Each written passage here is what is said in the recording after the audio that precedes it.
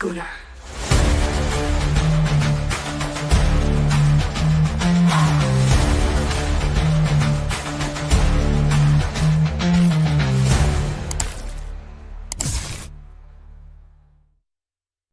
Good evening, everybody. I hope you're having a wonderful, wonderful holiday season.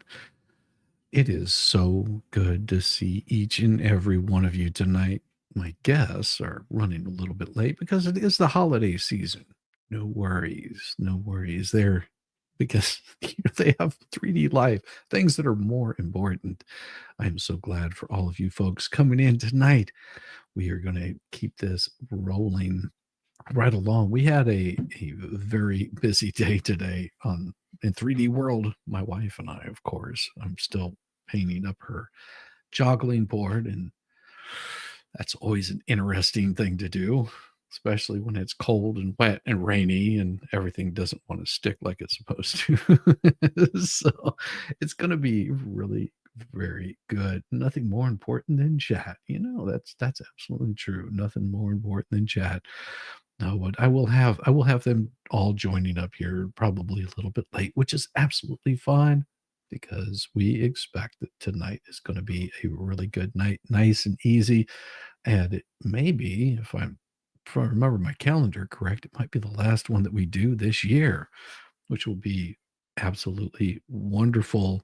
Give us all a little bit of time off, and we'll start fresh next year, possibly with a new intro, new listing, all kinds of stuff. Howdy, how's it going, Tammy? Hello, Sir Frank, Puddletown, Audio Coffee, Shane.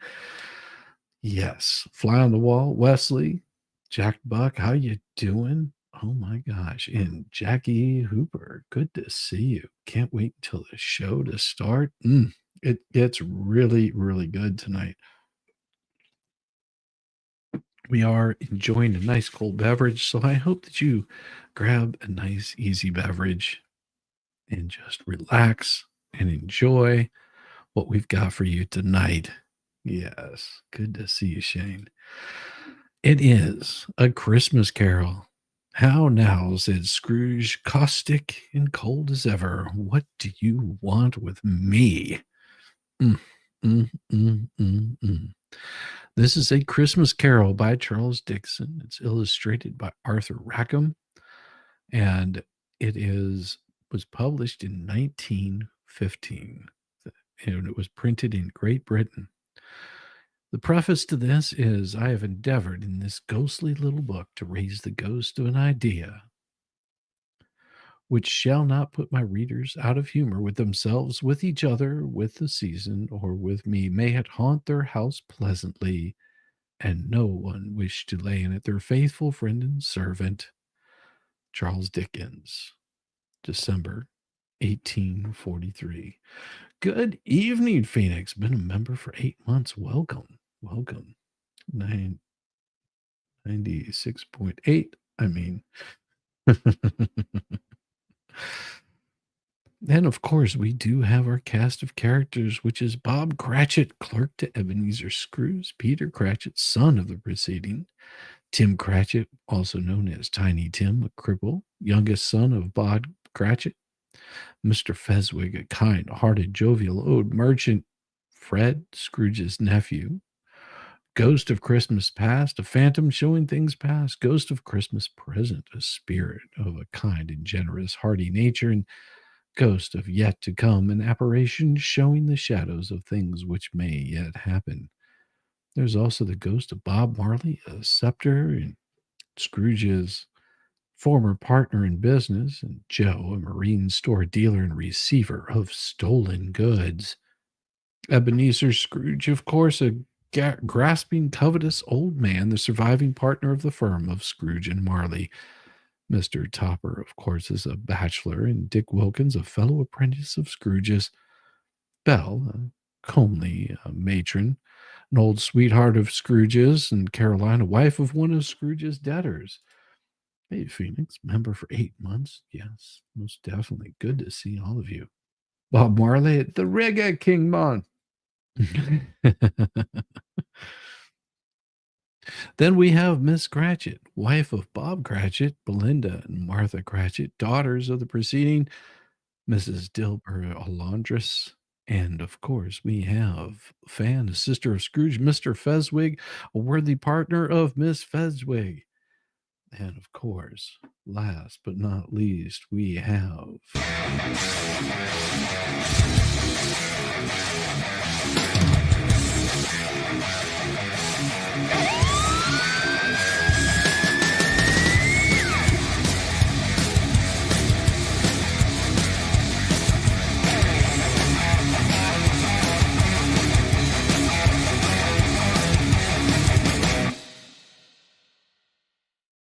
the man, the myth, the legend, Volstorm. It's Fezziwig. Fezziwig. Like Shizzywig.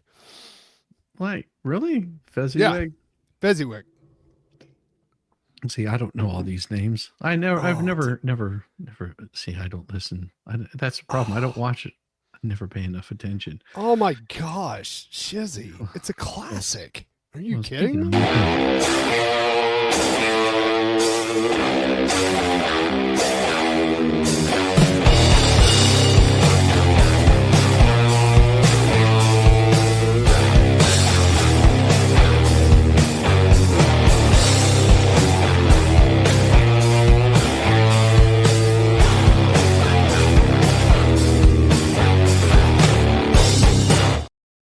Sup, losers?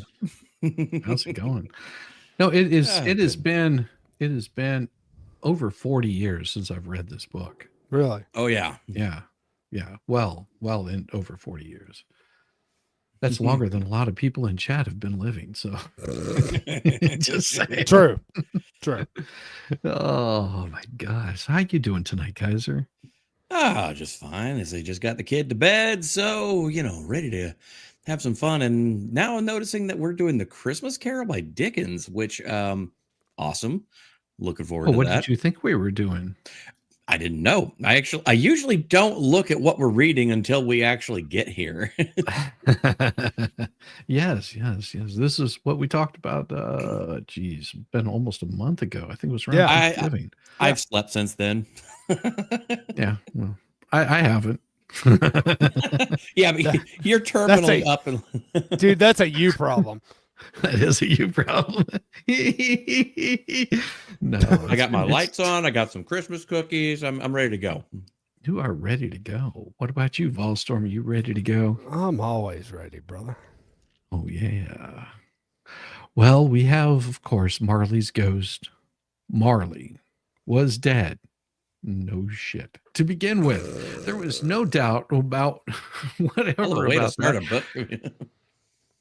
He was dead. Yeah, we know. We know. Yeah, because the register of his burial was signed by the clergyman, the clerk, the undertaker, and the chief mourner, and Scrooge signed it. And Scrooge's name was good upon change for anything he chose to put his hand to. Old Marley was as dead as a doornail, and if you've ever seen any doornails, how would you know if they're dead? Ouch. Ouch. Mind, I don't mean to say that I know of my own knowledge what there is particularly dead about a doornail. So see, he's thinking that's the same thing I am. There you go. It might have been inclined myself to regard a coffin nail as the deadliest piece of ironmongery in the trade, but the wisdom of our ancestors is in the simile, and my unhallowed hand shall not disturb it, or the country's done for. You will therefore permit me to repeat emphatically that Marley was as dead as a doornail. Scrooge knew he was dead. Oh, of course he did. How could it be otherwise? Scrooge and he were partners for I don't know how many years. Scrooge was his sole executor. Thank you. Executor. His sole administrator, his sole assign, his sole residuary Jesus, gosh, stop giving me these names.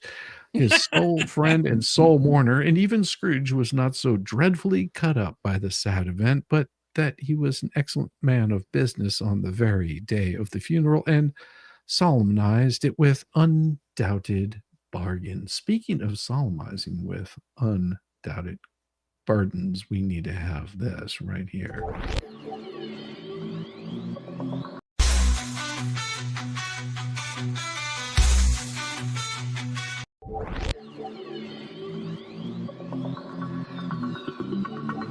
Oh, I love a buttered biscuit.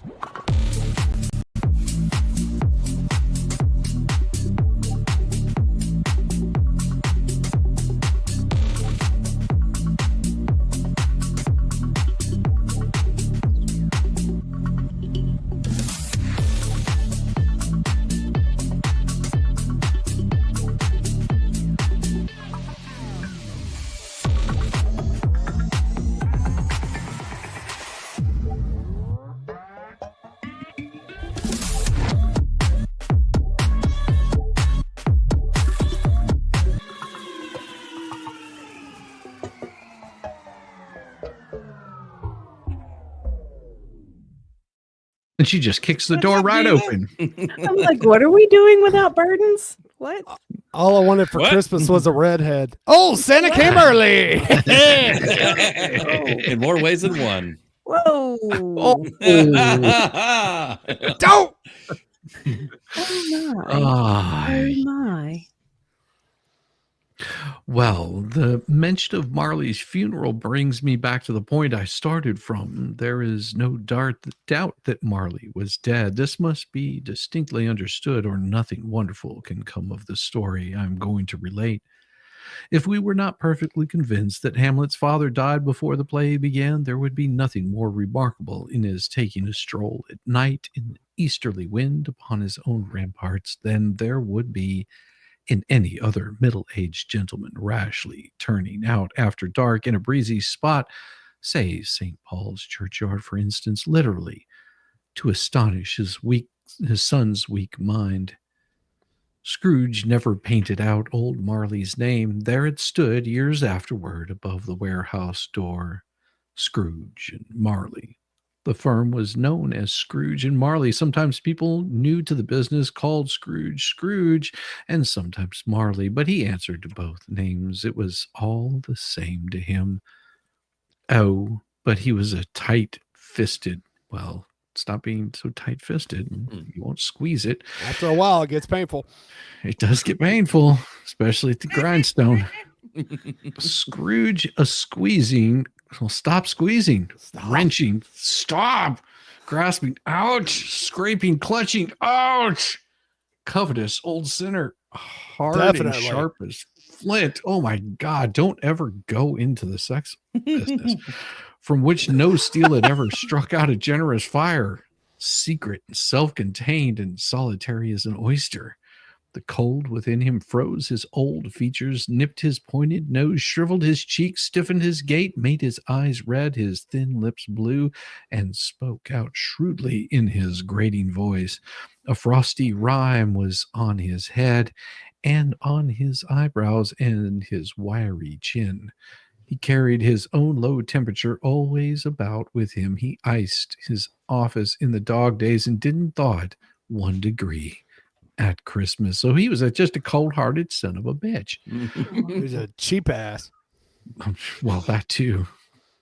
External heat and cold had little influence on Scrooge. No warmth could warm, no wintry weather could chill him. No wind that blew, unlike his ex, was better than he.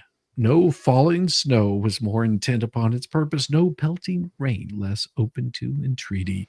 Foul weather didn't know where to have him. The heaviest rain and snow and hail and sleet could boast of the advantage over him in only one respect. They often came down handsomely, and Scrooge never did come. Nobody ever stopped him in the street to say with gladsome looks, "My dear Scrooge, how are ye? When will we come see you again?" No beggars implored him to bestow a trifle. No children asked him what it was o'clock. No man or woman ever once in all his life inquired the way to such and such a place of Scrooge.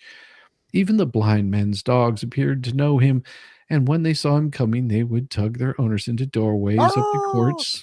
They would They would trample them, they would start to eat them, and then they would wag their tails as though they said, "No eye at all is better than the evil eye, dark mastered." But what did Scrooge care? He was the very thing he liked, to edge his way along the crowded path of life. Warning all human sympathy to keep its distance was what the knowing ones called nuts to Scrooge. Sorry, that's so bad. You go ahead, Bolster. All right. Only on this show can we take revered classics and find the hidden meanings behind them. The hidden meaning. Edging nuts. Mhm. I mean, And always somehow make it sexual. That's what I mean. Yes, I know. I was ruining the joke, kind of like what you were talking about. Okay. What in the world? Once upon Oh dear. Oh dear. Once Okay. upon a time, of all the good days in the year, on Christmas Eve, old Scrooge sat busy in his counting house. It was cold, bleak, biting weather, foggy withal, and he could hear the people in the court outside go wheezing up and down, beating their hands on their breasts. Interesting. Oh And stamping their feet upon the pavement stones to warn them. The city clocks had just gone 3, but it was quite dark already. It had not been light all day. Candles were flaring in the windows of the neighborhood offices, like ruddy smears upon the palpable brown air. The fog came pouring in at every chunk and keyhole, and was so dense that without that, although the court was of the narrowest, the houses opposite were mere phantoms.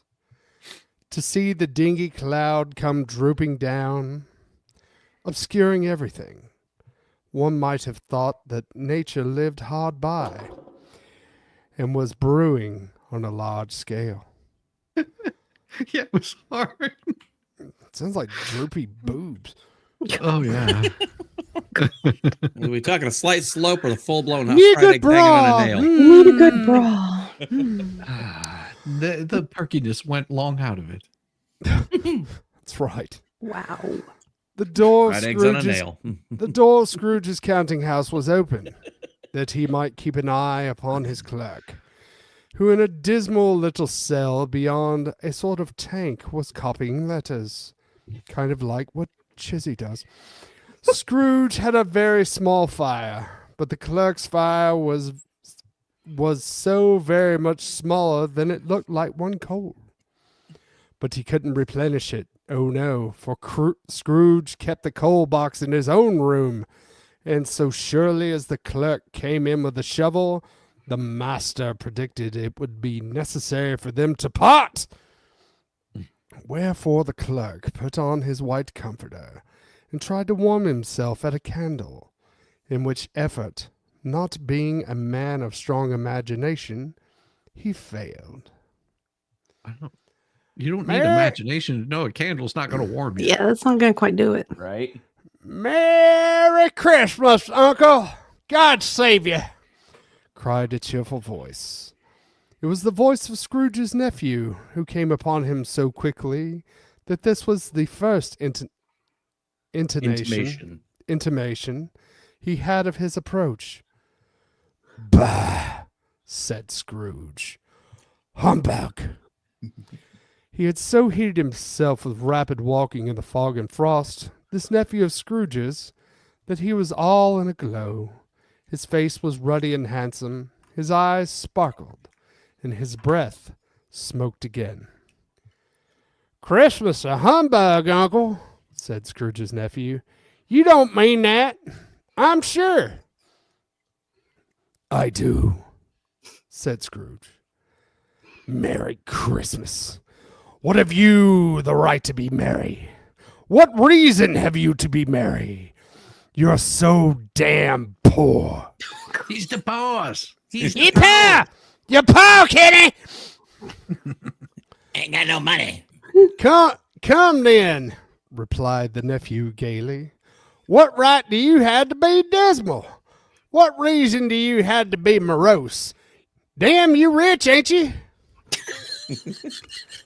I may be Scrooge- morose, but at least I'm not gay. At least I'm not gay. Yes. Scrooge, having no better answer ready on the spur of the moment, said, "Bah!" again, and followed it up with, "Humbug." Don't be cross, uncle, said the nephew.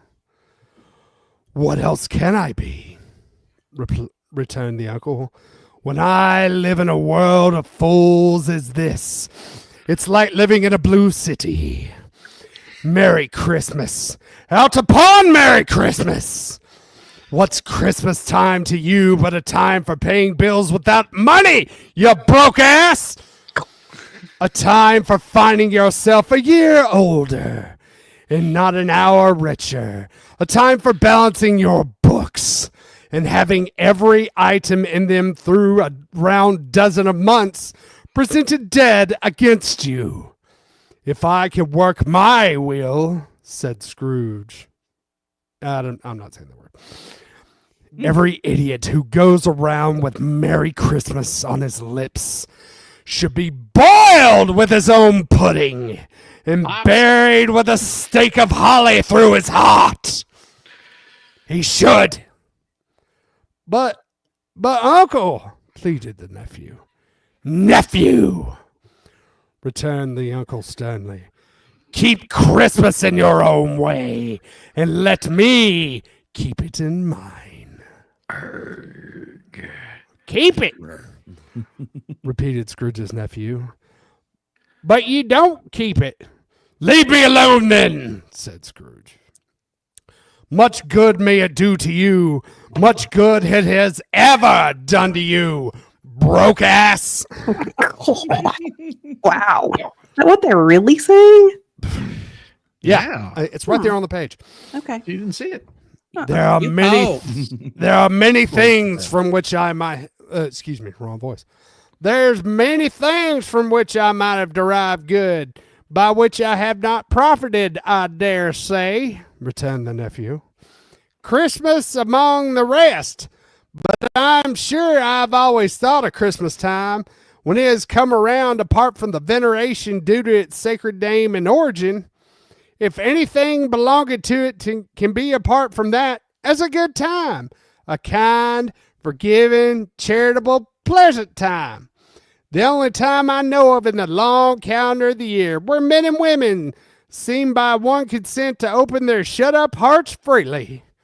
Oh. And I think of people below them as if they really were fellow passengers to the grave, and not another race of creatures bound on other journeys. And therefore, uncle, though it has never put a scrap of gold or silver in my pocket, I believe it has done me good and will do me good. And I say, God bless it. God bless you. The clerk in the tank involuntarily applauded, becoming immediately sensible of the impropriety. He poked the fire and extinguished the last frail spark forever. Let me hear another sound from you, said Scrooge, and you'll keep Christmas by losing your situation. You're quite a powerful speaker, sir, he added, turning to his nephew. I wonder why you don't go into Parliament. Don't be angry, uncle. Come, dine with us tomorrow. It's a hootenanny. Nanny. Scrooge said that he would see him. Yes, indeed he did. He went the whole length of the expression, and said that he would see him in the extremity first. But why? cried Scrooge's nephew. Why? Why don't you get married? Said Scrooge. Or why did you get married? Said Scrooge. Oh, yeah. Because I fell in love. Because you fell in love, growled Scrooge, as if it were the only thing in the world more ridiculous than a Merry Christmas. Good afternoon. Come on, uncle. But you never came to see me before that happened. Why give it as a reason for not coming now? Good afternoon. I want nothing from you, nothing of you. Why can't we be friends? Why can't we be friends? Why can't we be friends? Good afternoon. I'm sorry with all my heart to find you so resolute. We've never had any quarrel to which I've been a party, but I've made the trail in homage to Christmas, and I'll keep my Christmas humor to the last. So, a Merry Christmas, Uncle. Good afternoon. And a Happy New Year. Good afternoon. His nephew left the room without an angry word, notwithstanding. He stopped at the outer door to bestow the greetings of the season on the clerk, who, cold as he was warmer than Scrooge, for he returned them cordially. Kaiser. Okie dokie. That's a good fellow. Oh, sorry, that's Scrooge. There's another fellow, Muttered Scrooge, who overheard him. my clerk with 15 shillings a week, and my wife and family. Wait, that's not. Oh, that is him. Okay.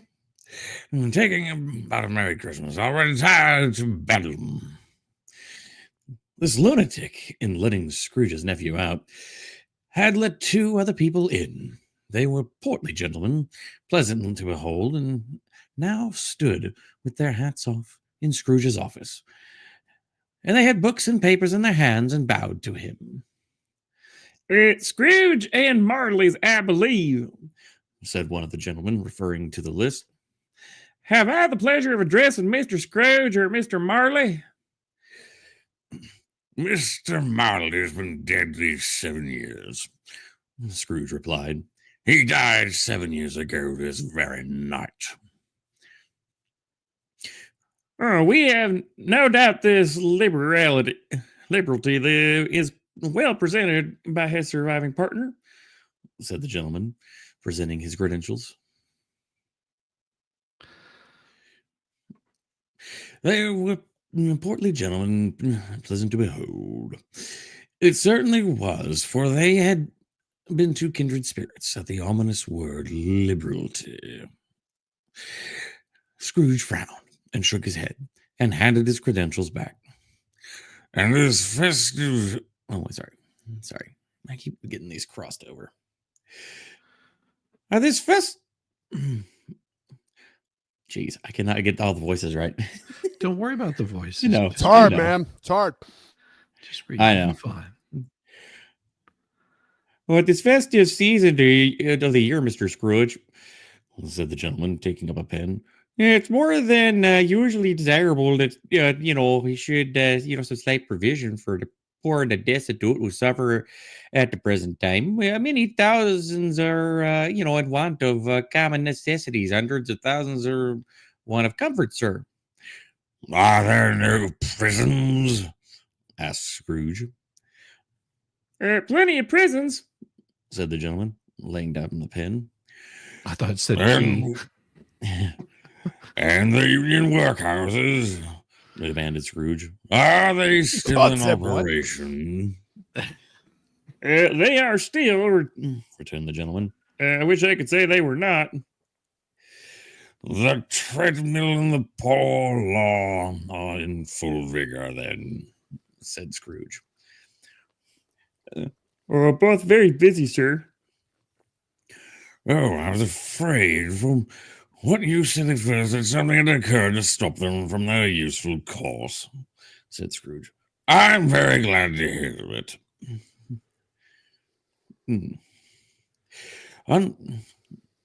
Under the impression that they scarcely furnish Christian cheer of mind or body to the multitude, Returned the gentleman. a few of us are endeavoring to raise a fund to buy the poor some meat and drink and means of warmth.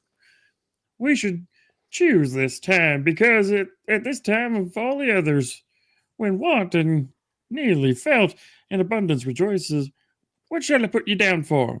Nothing, Scrooge replied. You wish to be anonymous? I wish to be left alone, said Scrooge. Since you asked me what I wish for, gentlemen, that is my answer. I do not make merry myself at Christmas, and I can afford to make idle people merry. I help to support the establishments I have mentioned. They cost enough, and those who are badly off must go there. Many can't go there, and many would rather die. If they would rather die, then they had better do it and decrease the surplus population. Besides, excuse me, I did not know that. But you might know it. Observed the gentleman. It is not my business, Scrooge returned. It's enough for a man to understand his own business and not interfere in other people's. Mine occupies me constantly. Good afternoon, gentlemen. Seeing clearly that that it would be useless to pursue the point, the gentleman withdrew. Scrooge resumed his labors with an improved opinion of himself and a more facetious temper than was usual with him. Meanwhile, the fog and darkness thickened so that people ran about with flaring links, proffering their services to go to before horses and carriages and conduct them on their way. The ancient tower of the church, whose gruff old bell was always peeping shyly down at Scrooge out of the Gothic window in the wall, became invisible and struck the hours and quarters in the clouds with tumultuous vibrations afterwards, as if its teeth were chattering in the frozen head up there. So Peeping Tom. Yeah, Pretty Yeah, much. Peeping Toms is what it is. Yeah, total Peeping Tom. The cold became intense. In the main street in the corner of the court, some laborers were repairing the gas pipes and had lifted a great fire in a brazier, around which party of ragged men and boys were gathered, warming their hands and winking their eyes before the blaze in rapture. The water plug left behind, being left in solitude, its overflowing suddenly congealed and turned into misanthropic ice. The brightness of the shops, where holly sprigs and berries crackled in the lamp heat of the windows, made pale faces ruddy as they passed. Poulterers and grocers traded and became a splendid joke, a glorious pageant with which it was next to impossible to believe that such dull principles as bargain and sale had anything to do. The Lord Mayor in his stronghold of the mighty mansion house gave orders that his 50 cooks and butlers were to keep Christmas as a Lord Mayor's house should, and even the little tailor, whom had fined 5 shillings on the previous Monday for being drunk and bloodthirsty in the streets. Sounds like me. Right? Stirred up tomorrow's pudding in his garret, while his lean wife and baby sallied out to buy the beef. Foggier yet and colder, piercing, searching, biting cold. If the good Saint Dutson had not nipped the evil spirit's nose with a touch of such weather that instead of using one's familiar weapons that indeed had been roared to lusty purpose, the owner of one scant nose gnawed and mumbled by a hungry cold as bones are gnawed by dogs, stooped down at Scrooge's keyhole to regale him with a Christmas carol. But at the first round of "God bless you, merry gentlemen, may nothing you dismay," Scrooge seized the ruler with such energy of action that the singer fled in terror, leaving the keyhole to the fog and even more congenial frost. At length, the hour of shutting up the counting house arrived. With an ill will, Scrooge dismounted from his stool and tacitly admitted the fact to the expectant clerk in the tank, who instantly snuffed his candle out and put on his hat. "You'll want a day, all day tomorrow, I suppose," said Scrooge. It's quite convenient, sir. It's not convenient, said Scrooge. It is not fair. If I was to stop a half a crown for it, you think yourself ill-used, I'll be bound. The clerk smiled faintly. And yet, you don't. Smiled faintly. Yeah. And yet, you don't think me ill-used when I pay a day's wages for no work? Oh, He's grumpy. No, sir. I'll call the labor board. I'll call the labor board on you, eh? Look at there. There's Bob Cratchit. Man, you need to change those pants. It looks like you're wearing women's pants. You got no balls, man. You look a Wearing little them snug. Or Wearing something. them short pants, man. Mhm. I never seen a dude with camel toe. Jesus. Oh, I thought that said Bob Cratchit went down a slide on a cornhole. And Oh, by the end of the Lane of Oh, Boys God. 20 times in honor of it being Christmas. I was just like, what is he doing cornholing with boys 20 Ew. times? Mm. That's weird. Okay. Well, the clerk observed that it was only once a year. Oh, poor excuse for picking a man's pocket every 25th of December, Said Scrooge, buttoning his gray coat up to his chin. but I suppose you must have the whole day. Be all the earlier the next morning. The clerk promised that he would, and Scrooge walked out with a growl.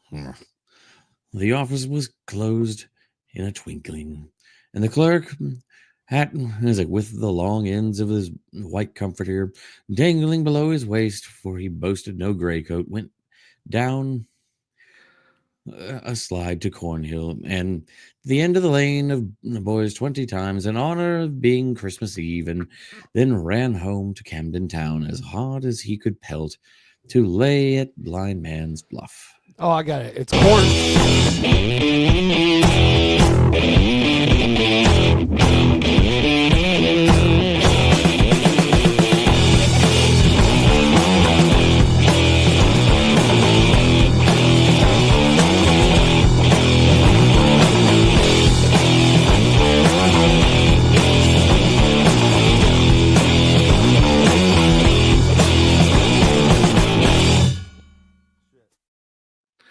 Hey! Well, Yay! Did someone What say do ho you ho know? ho? Hey, hey, hey. Hey, Ho hey, ho hey. ho! No, the hoe's not here yet. Here comes a horse! Yay! Oh, I apologize for being so late. I do. Oh, you're fine. Don't worry about it. Oh, you're absolutely fine. No, shiz, I was asleep. I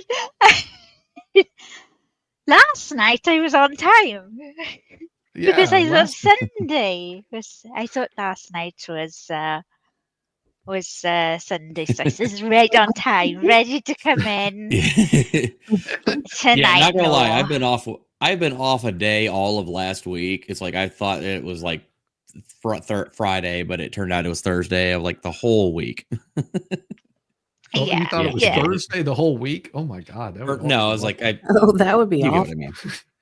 like every day wake up, it's Thursday It's again. Thursday. Oh No. God, it's like It's I'm trapped. Groundhog Day. It's like I'm trapped in Groundhog Day, but it's every day is Thursday. Oh, If I had the one day back, it wouldn't have been so bad to have Groundhog. Hello, chat. It's lovely to see you. I haven't seen so many of you for a while.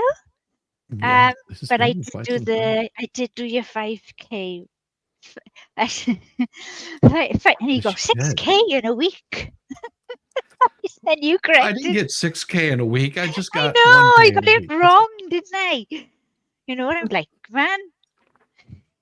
Yeah, just a grand. That's all. It's So been a busy week. you've been done brilliantly, and good gosh, Kaiser, Volstom, Diva, how are you? Good. How are you, Oh, Elf we're- Lady? Hanging in there. I'm all right. I'm all right. For someone who's just like woke up and going, wow, 143. Whoa! It's just like, so can imagine how dishevelled I am. Oh, that's Well, fine. We're all disheveled. I will say reading Welsh's text to speech while she sleeps is wonderful. Oh no! I tell you, Buster, you would laugh. Oh, I heard it twice. It was hilarious. When I heard you say the so what the? What's that? I'll be honest. The first time I heard it, I go, especially at the beginning, I was like, "Is this Joe Biden?" Then I was like, "Oh, this is even better." My mother loved it when Yamaha read it out, and your comment of, "Is this Biden?" came up on the TV. She went, "Oh, it's Biden." I was like, "Yeah, it's fucking brilliant." It was so brilliant. I enjoyed it so much. I told Welsh Lady all she has to do now is just set up her text to speech and go to sleep. Yes. Right? Yeah. And then send it to me the next day. You almost had something the day after, but Oh, not did that I? next day. You almost did, yeah. So, but I come in here stomping my Welsh dragon feet, and just like stomp all over the place. So I do apologise. And I Kaiser was reading as well. Oh, it's all Well- good. Well, All right. no, you're gonna get back to. Yeah, I'll get back to it. So Yes, get a little yeah, further cool. along, and then I'll turn it on over. So let me. Yeah. There we go. All right. Scrooge took his melancholy dinner in the usual melancholy tavern, and having read all the newspapers and beguiled the rest of the evening with a banker's book, went home to bed. He lived in chambers which had once belonged to his deceased partner. They were a gloomy suite full of rooms in the lower pile of building up in the yard, where it was so little business to be that one could scarcely help fancying it must have run there when it was a young house playing at hide and seek with the other houses and have forgotten the way out again. It was old enough now and dreary enough, for nobody lived in it but Scrooge, and other rooms being all let out as offices. The yard was so dark that even Scrooge, who knew its every stone, was fain to grope with his hands. Oh my! Well, that's how you grope. Yeah. You don't grope with your feet My. unless you're diva. My goodness. The fog and frost so hung that the black old gate of the house that had seemed as if the genius of the weather sat in mournful meditation on the threshold. Now it is a fact. There is nothing at all particular about the knocker of this door. Oh, I love knockers. Yeah. I could use a good set of knockers. Yes. Especially, it's very large. Damn. Well, some big knockers. Really. Anyway, except that it was very large. Yeah. It is also a fact that Scrooge had seen it night and morning during his whole residence in that place. Also, that Scrooge had as little of what is called fancy about him as any man in the city of London, even including, which is a bold word, the corporation, alderman, and livery. Let it also be borne in mind that Scrooge had not bestowed one thought on Marley since the last mention of his 7 years dead partner that afternoon. And then let any man explain to me, if he can, how it happened that Scrooge, having his key in a lock of the door, saw in that knocker, without it undergoing any intermediate process of change, not a knocker, but Marley's face. Marley's face. It was not in impenetrable shadow, as the other objects in the yard were, but it had a dismal light about it, like a bad. Damn it!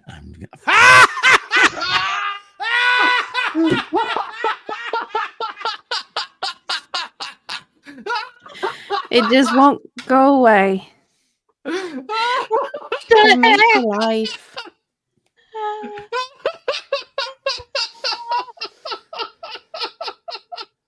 Oh dear.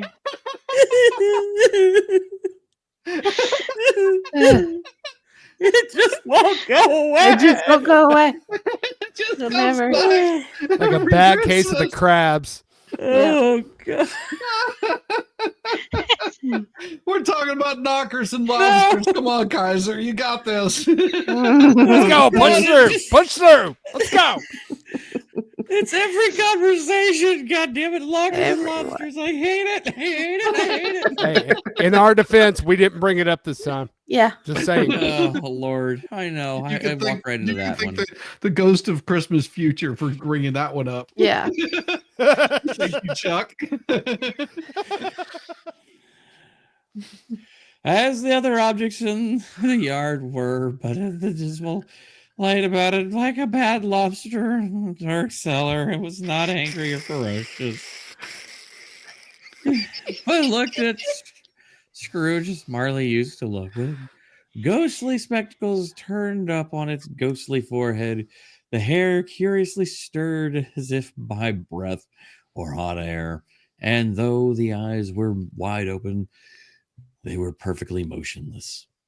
That and its livid color made it, color made it horrible. But its horror seemed to be in spite of the face and beyond its control rather than a part of its own expression. As Scrooge looked fixatedly on its phenomenon, it was a knocker again. Not a lobster. Thank goodness it was knockers It again. was a Knockers knocker. instead of lobsters. Thank goodness. You're going to feel a slight pinch.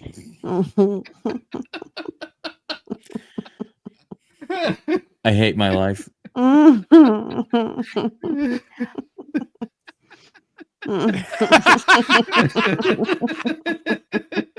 Thank you, Yamaha.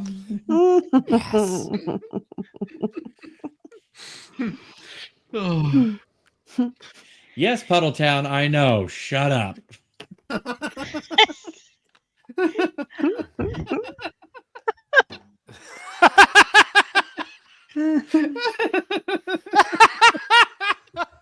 Well, they are next door to each other.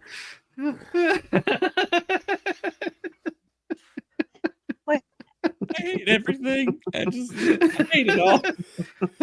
Damn it, man. Pull yourself together. Be a professional. I can spell you, Kaiser. I can take over. I can take Yeah, over. you're good. Go Okay, for it. Okay. To say that he was not startled, or that his blood was not conscious of a terrible sensation to which it had been a stranger from infancy, would be untrue. But he put his hand upon the key he had relinquished, turned it sturdily, walked in, and lighted his candle.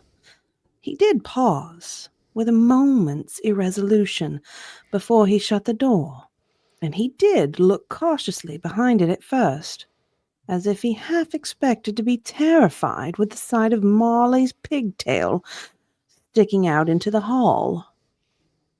But there was nothing on the back of the door except the screws and the nuts that held the knocker on. No. Hold the knocker. So he said, "Pooh, pooh," and closed it with a bang. The sound resounded through the house like thunder. Every room above and every cask in the wine merchant's cellars below appeared to have a separate peal of echoes of its own. Scrooge was not a man to be frightened by echoes. He fastened the door and walked across the hall and up the stairs, slowly, too, trimming his candle as he went. You may talk vaguely about driving a coach and 6 up a good flight of stairs, or through a bad young Act of Parliament, but I mean to say to you, might have a hearse up that staircase, and taken it broadwise, with the splinter bar towards the wall, and the door towards the balustrades, and done it easy. There was plenty of width for that, and room to spare, which is perhaps the reason why Scrooge thought he saw a locomotive hearse going on before him in the gloom.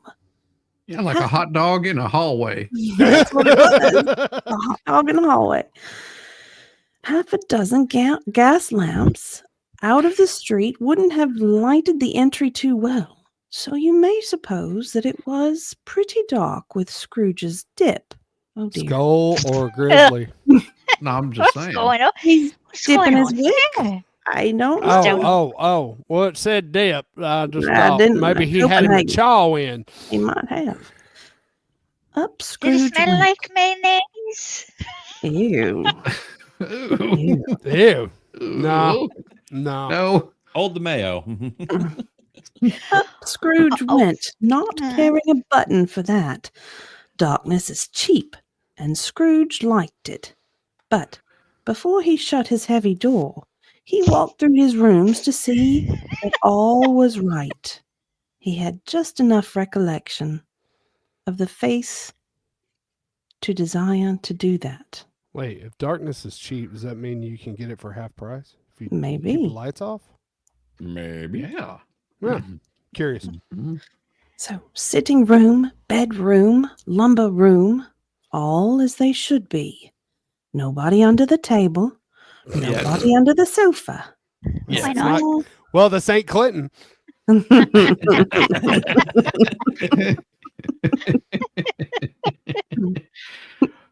A small Sounds fire. more like Alex Jones at this point. He's starting to get a little paranoid. Well, Well, A small fire in the grate, spoon and basin ready, and the little saucepan of gruel. Scrooge had a cold in his head upon the hob. Nobody under the bed, nobody in the closet, nobody in his dressing gown. You escaped. Demon escaped. Yeah, I escaped. I'm not in the He was. closet. Escaped. I'm out. look, you don't know when the New World Order could be around every corner, okay? Right. You have to be sure to check under the tables, check under the bed, check in the fireplace, check in your dressing gown area, whatever the hell that's supposed to mean. Check in the bathroom, especially in the chamber pot.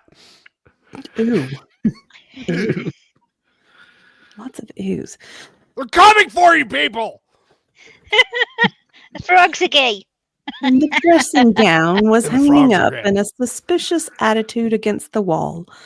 Lumber room as usual. Old fire guard, old shoes, 2 fish baskets, washing stand on 3 legs, and a poker.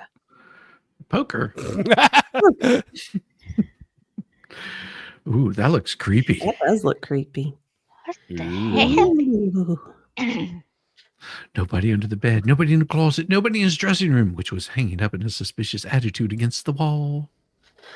Yes, quite Now, satisfied. Falstam needs sorry. I'll stop now. Sorry, Dave. I was just going to say Falstam needs to make that into a sign. Right? Sorry, Donnan. Shut up, Grush. Welsh. Oh dear. Oh dear. Quite satisfied, he closed his door and locked himself in. Double locked himself in, which was not his custom. Thus secured against surprise, he took off his cravat, put on his dressing gown and slippers, and his nightcap, and sat down before the fire to take his gruel. It was a very low fire indeed, nothing on such a bitter night. He was obliged to sit close to it and brood over it, before he could extract the least sensation of warmth from it. The fireplace was an old one, built by some Dutch merchant long ago, and paved all round with quaint Dutch tiles. designed to illustrate the scriptures. There were the Cains and Abels, Pharaoh's daughters, queens of Sheba, angelic messengers descending through the air on clouds like feather beds, Abrahams, Belshazzars, apostles, putting off to sea in butter boats, hundreds of figures to attract his thoughts, and yet the face of Marley, 7 years dead, came like the ancient prophet's rod and swallowed up the whole. If each smooth tile had been a blanket first, with power to shape some picture on its surface, from the disjointed fragments of his thoughts, there would have been a copy of old Marley's head on every one.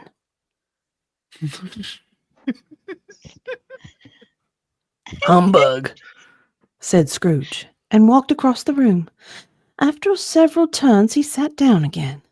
As he threw his head back in the chair, his glance happened to rest upon a bell, a disused bell that hung in the room, and communicated, for some purposes now forgotten, with a chamber in the highest story of the building. It was with great astonishment, and with a strange, inexplicable dread, that as he looked, he saw this bell begin to swing. It swung so softly in the outset that it scarcely made a sound, but soon it rang out loudly, and so did every bell in the house. This might have lasted half a minute, or a minute, but it seemed an hour. The bells ceased as they had begun together. You sounded Welsh. An hour. An hour? I don't An know. hour. I might switch. I have no idea what accent I might switch into. You did it well.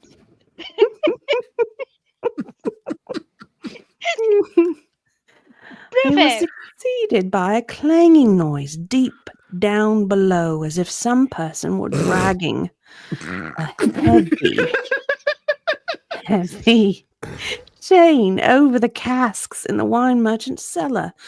Scrooge then remembered to have heard that ghosts in haunted houses were described as dragging chains. Y'all are thinking about Dragon Balls, aren't you? I know what you're thinking about.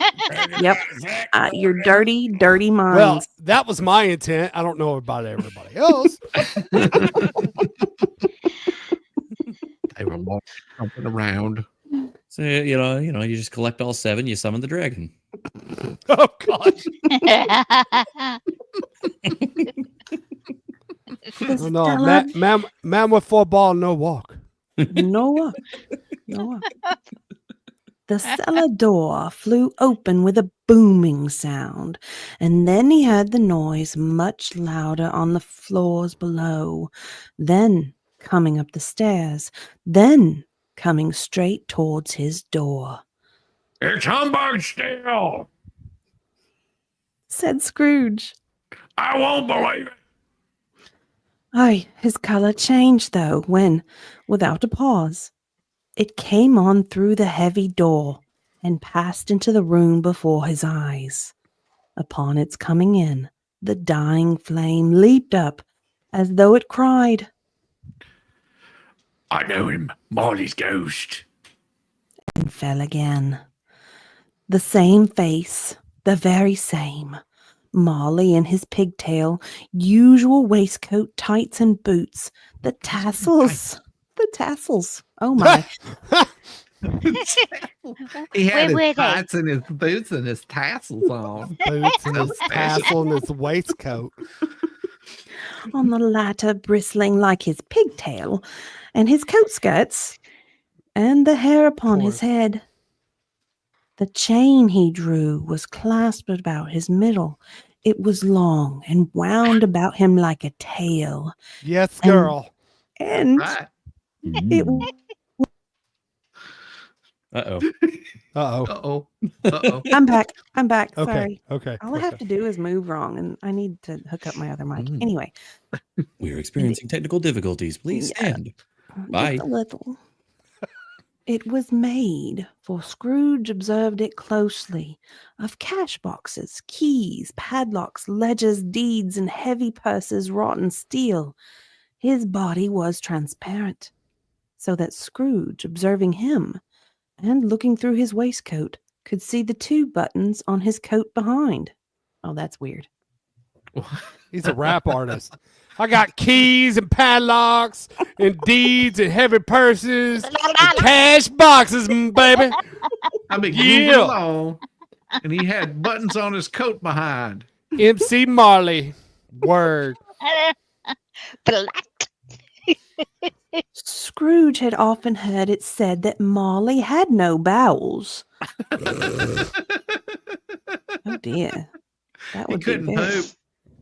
Or he pooped all the time. As Just soon as went he ate straight it, out. it just went straight through. But he had never believed it until now.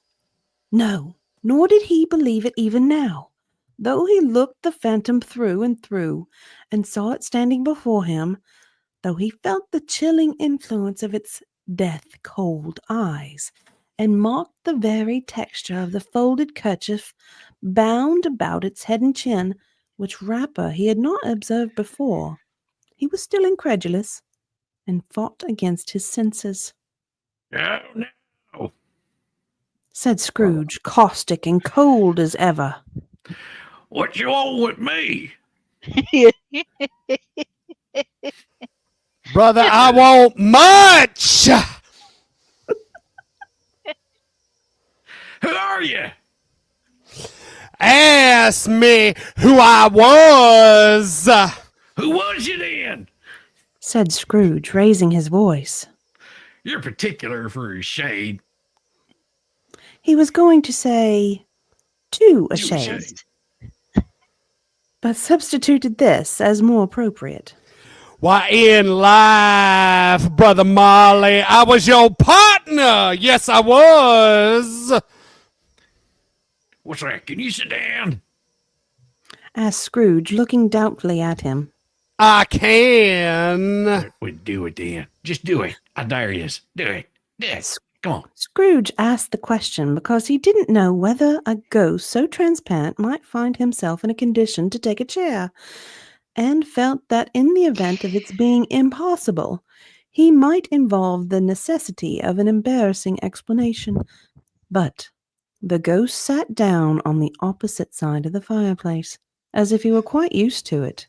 Why, you look like you don't believe in me. Observed the don't. ghost. I don't. Not at I all. believe. Don't believe in nothing.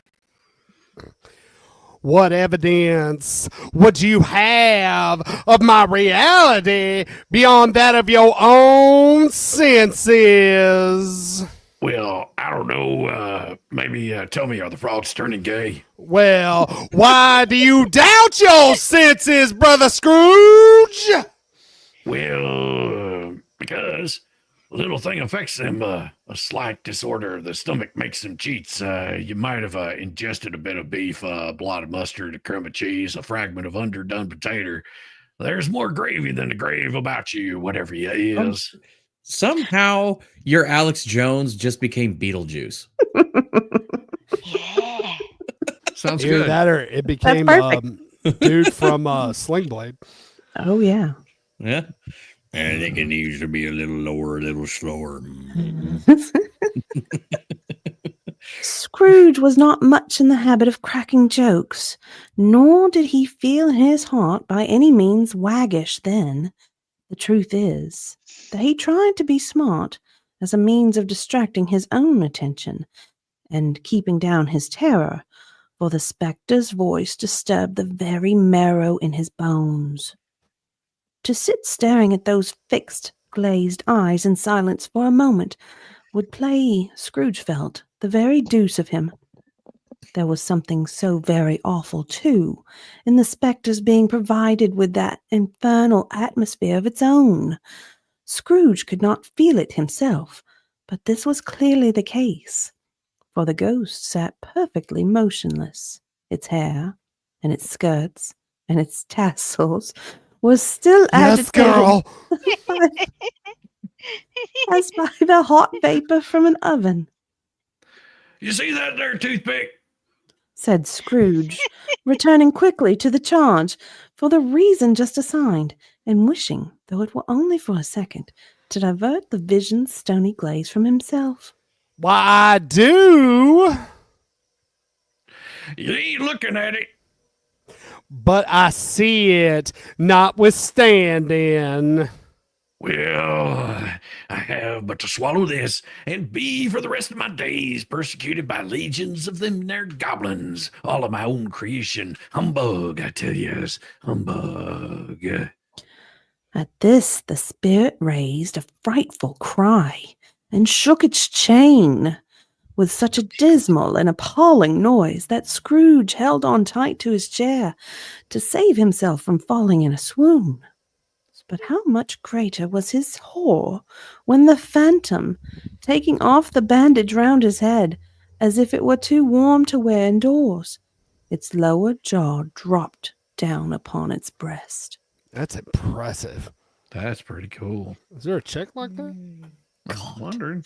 Anyway, Scrooge fell upon his knees Dirty and boy. clasped his hands before his face.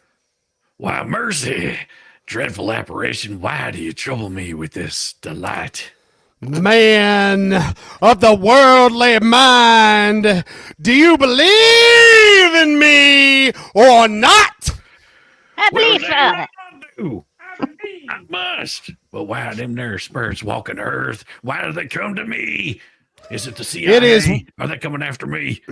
It is required of every man that the spirit within him should walk abroad among his fellow men and travel far and wide. And if that spirit goes not forth in life, it is condemned Oh my. to do so after death. It is doomed to wander through the world. Oh, woe is me! And witness what it cannot share, but might have shared on earth and turn to happiness.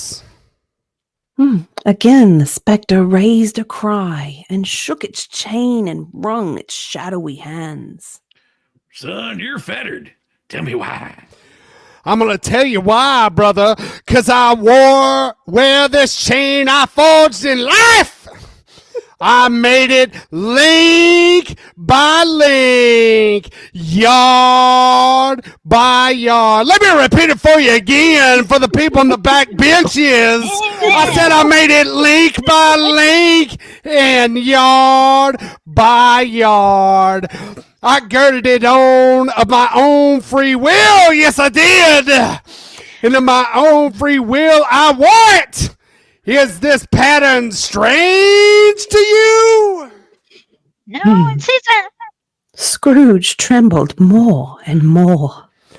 Or you would. Oh, that's you. Sorry. Or would you know the weight and length of the strong coil you bear yourself? It was full, as heavy, and as long as this 7 Christmas Eves ago. You have labored on it since. It is a ponderous chain. Yes, it is. Scrooge glanced about him on the floor, in the expectation of finding himself surrounded by some 50 or 60 fathoms of iron cable, but he could see nothing. Oh, Jacob. Jacob Marley. Tell me more. Speak comfort to me, Jacob. Give me love. I have none to give, sir. It comes from other regions, Ebenezer Scrooge, and is conveyed by other ministers to other kinds of men. Nor can I tell you what I would.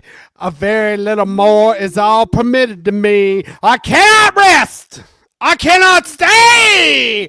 I cannot linger any longer. My spirit never walked beyond our counting house, sir. Mock me! In life, my spirit never roved beyond the narrow limits of our money-changing hole. It was a hole, I tell you. And weary journeys lie before me still. It was the habit with Scrooge, whenever he became thoughtful, to put his hands in his breeches pockets. Boy, a little So when he pocketful. gets nervous, he plays pocketball. Pondering on what the ghost had said, he did so now, but without lifting up his eyes or getting off his knees. Oh my. Oh, Okay, On the wings of love. So- You are the wind beneath my wings. I'm sorry. you must have been very slow about there, Jacob. Scrooge Ooh. observed in a businesslike manner, though with humility and deference. Slow. Well, 7 years dead, traveling all the time. All the whole time. No rest, no peace, incessant torture of remorse. Well, damn, you travel fast. On the wings of the wind. On the wings of the snow white dove. Well, you might get over a great quantity of ground in 7 years. It's you, Welsh lady. Yeah. I'm to go. Okie dokie then. You might have got over a great quantity of ground in 7 years, said Scrooge. The ghost, on hearing this, sat up under the cry and clanked his chain so hideously in the dead silence of the night that the ward would have been justified in indicting it for a nuisance. O captive, bound and double ironed, not to know the ages of incessant labor by mortal creatures, for this earth must pass into eternity before the good of which is susceptible is all developed. Not to know that any Christian spirit working kindly in its little sphere, whatever it may be, will find its mortal life too short for its vast means of usefulness. Not to know that no space of regret can make amends for one's life's opportunities misused. Yet such was I. Oh, such was I. Well, damn, you were always a good man of business, Jacob. Who? No. I'm very there- confused. you there, Shizzy? Yeah. Okay. that's right. Yeah, it says faltered Scrooge, who now began to apply this to himself. Okay. Business. Mankind was my business. The common welfare was my business. Charity, mercy, forbearance, and benevolence were all my business. The dealings of my trade were but a drop of water in the comprehensive ocean of my business. There you go, Welsh.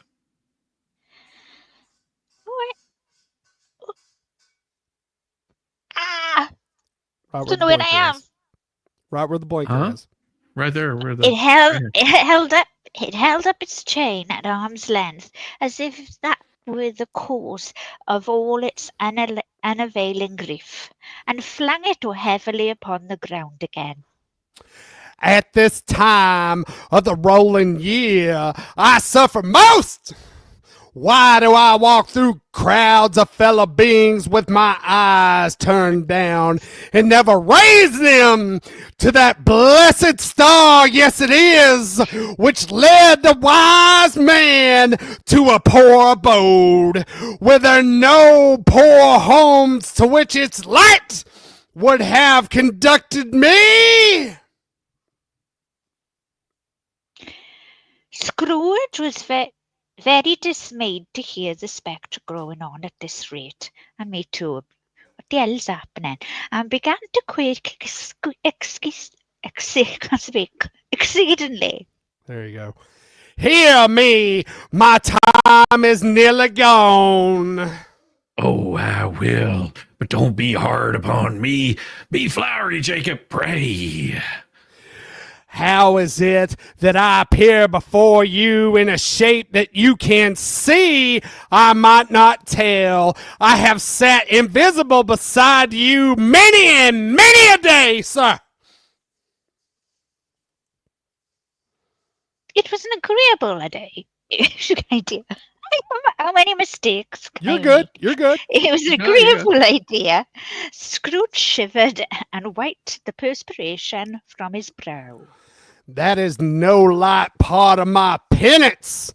I'm here tonight to warn you that you yet have a chance of and hope of escaping my horror and my fate. A chance and hope of my procuring, Brother Ebenezer. Well, you were always good to me, friend. Thank you. Tonight, you will be haunted by 3 spirits. 1, 2, 3. Scrooge's countenance fell as low as the ghosts had done. Is it a chance and hope you mentioned Jacob? It is. I think I'd rather not do that. Without their visits, you cannot hope to shun the path that I tread. Expect the first tomorrow when the bell tolls 1. Well, couldn't I take them all at once? Because I was I think, once I get lubed up pretty good, I just want to get it over with. Expect the second on the next night at the same hour. The third on the next night when the last stroke of 12 has ceased to vibrate. I know you know what that is. Look to see me no more. And look that for your own sake, brother. You remember what has passed between us. But you got no bowels. When it has A lot's passed between them. when it had said these words, the spectre took its wrapper from the table and bound it round its head as before. Scrooge knew that by the smart sound its teeth made when the jaws were brought together by the bandage. Oh, well, he just knew. He ventured to raise his eyes again and found his supernatural visitor confronting him in an erectile attitude. With an in an fucking He's erect. in an Fully. erect attitude. Always gets me that word. With his chain wound over and about its arm. That's a man right there. That's a real man, is what that is. Oh, there you go. The apparition walked backward from him, and at every step it took, the window raised itself a little, so that the spectre reached it. It was wide open. It beckoned Scrooge to approach, which he did. When they were within 2 pages of each other, Marley's ghost held up his hand, warning him to come nearer. Scrooge stopped, not so much in obedience as in surprise and fear. For on the raising of the hand, he became sensible of confused noises in the air, incoherent sounds of lamentation and regret, wailings expressibly sorrowful and self-accusatory. The spectre, after listening for a moment, joined in the mournful dirge and floated up above the bleak dark night. Scrooge followed to the window. Desperate in his curiosity, he looked out. The air was filled with phantoms, wandering hither and thither in restless haste and moaning as they went. Oh, Every one oh, of them yeah. wore chains, like Molly's ghosts. Maybe that's why they're Some moaning. free, Oh, some few. They might be guilty governments, were linked together with none when none were free. Sorry, were living together, none were free. Many had been personally known to Scrooge in their lives. He had been quite familiar with one old ghost in a white waistcoat, with a monstrous iron safe attached to its ankle, who cried piteously at being able to assist a wretched woman with an infant, whom it saw below upon a doorstep. The misery with them all clearly that they sought was with them all clearly that they sought to interfere for good in human matters had lost the power forever. Whether these creatures faded into the mist, or mist enshrouded them, he could not tell. But they and their spirit voices faded together, and the night became as it had been when he walked home. Scrooge closed the window and examined the door by which the ghost had entered. It was double locked. Gary had been round, fixed it up. yeah. No, as he locked it with his own hands, and the bolts were undisturbed, he tried to say Humbug. humbug, but stopped as the first syllable. And being from the emotions he had undergone, or the fatigues of the day, or the glimpse of the invisible world, or someone with no bowels, or the dull conversation of the ghost, or the lateness of the hour, much in need of repose. Gosh, that's an English word, isn't it? Repose. Went straight to bed without undressing, and fell asleep upon the instant. God, I was looking at a turkey. So Stave 2. the first, oh, just okay. Yeah, go ahead. Go ahead. Yeah, you're fine.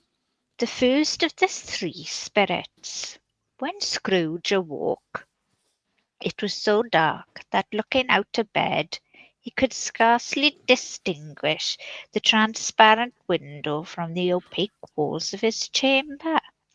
He was endeavouring to pierce the darkness with his ferret eyes, when the chimes of a neighbouring church struck the 4 quarters. So he listened for the hour. To his great astonishment, the heavy bell went on from 6 to 7, and from 7 to 8, and regularly up to 12, and then it stopped. 12. It was past 2 when he went to bed. The clock was wrong. An icicle must have got in the works. 12. He touched the spring of his repeater to correct this most preposterous clock. Its rapid little pulse beat 12 and stopped. Why it is impossible. Oh, sorry. That I can have slept through the whole day, far into the other night. It isn't possible that anything has happened to the sun, and this is 12 at noon. The idea being an alarming one, he scrambled out of bed and groped his way to the window. He was obliged to rub the frost off with the sleeve. That's a good idea when you first wake up to rub the frost off. Rub the frost off and use Grope, your dressing grope gown to the do it. frost off. Yeah, you had a little grope and yeah, that's what, right. That's what happens when you go for a morning run then. Okay, off with the sleeve of his dressing gown before he could see anything, and could see very little then. All he could make out was that it was still very foggy and extremely cold, and that there was no noise of people running to and fro, and making a great stir, as they unquestionably would have been if night had beaten off bright day and taken possession of the world. This was a great relief, because 3 days after sight of the first of exchange paid to Mr. Ebenezer Scrooge, or his order, and so forth, would have become a mere United States security, if there were no days to count by. Scrooge went to bed again and thought it over and over, and could make nothing of it. The more he thought, the more perplexed he was, and the more he endeavoured not to think, the more he thought. Marley's ghost bothered him exceedingly. Every time he resolved himself within himself after mature inquiry that it was all a dream, his mind flew back again like a strong spring released to its first position, and presented the same problem to be worked all through. Was it a dream or not? Scrooge lay in this state until the chime had gone 3/4 more, when he remembered, on a sudden, that the ghost had warned him of a visitation when the bell tolled 1.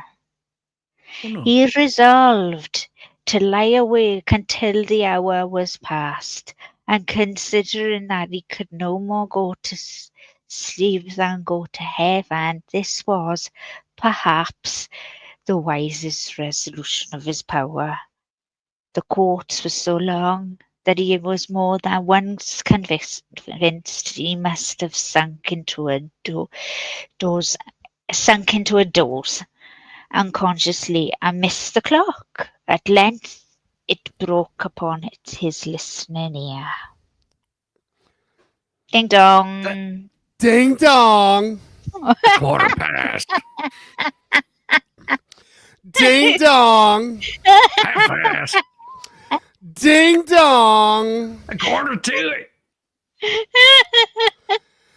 Ding dong. Oh, the hour itself and nothing else. He spoke. He spoke before the hour bell sounded, which it now did with a deep, dull, hollow, melancholy one. Light flashed up in the room upon the instant, and the curtains of his bed were drawn. The curtains of his bed were drawn aside, I tell you, by her hand. Not the curtains at his feet, nor the curtains at his back, but those to which his face was addressed.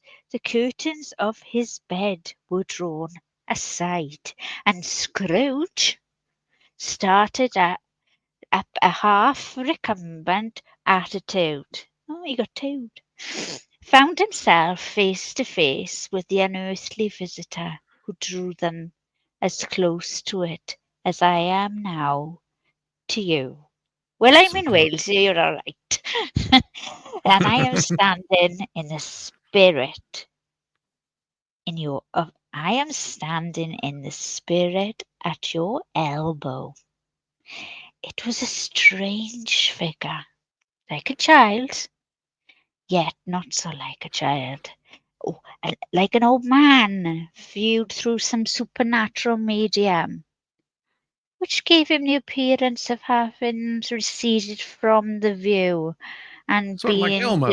Looked like a little bit like Elmo. Is that what you're saying? Yes. yeah, That's what I'm thinking. came straight from the view. Yeah.